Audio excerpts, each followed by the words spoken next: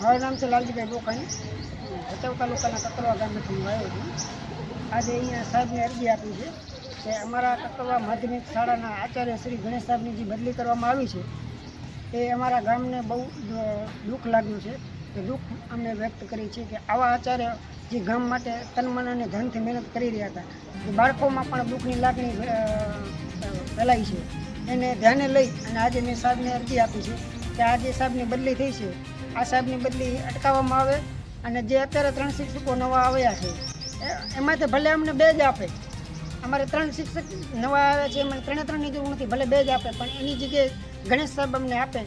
ગણેશ સાહેબ ઘણું સમય નહીં ને તો ખાલી અમને 6 મહિના પૂરતા અમને આપે તો બીજા જે નવા શિક્ષકો આવ્યા છે એ ગણેશ સાહેબના નેજા હેઠળ ટ્રેન થશે તો જે શિક્ષણ મજબૂત થયું છે એ શિક્ષણ મજબૂત જ રહેશે અને નવા જે શિક્ષકો આવ્યા છે એને ટ્રેન થવામાં પણ વર્ષ નીકળી જશે. તો ક્યાંક ને ક્યાંક અમારા ગામના બાળકોનું ભવિષ્ય ભૂતકાળમાં ભટકાઈ જાય એવું અમને લાગી રહ્યું છે.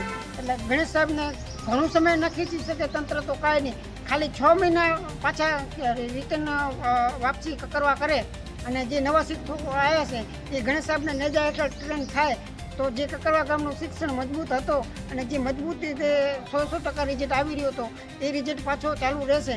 પણ જો ગણેશ સાહેબ જતા રહેશે ત્યારે બધા શિક્ષકો ડાયરેક્ટ નવા આવ્યા છે તો ક્યાંક ને ક્યાંક છોકરાઓમાં અસર પડી રહી છે અને પાછા 3-4 વર્ષ શિક્ષણ બાબતે પાછો ધકેલાઈ જશે અમારું ગામ. એ લાગણીને લઈ અને મેં અહીંયા આજ આવેદનપત્ર આપ્યું છે.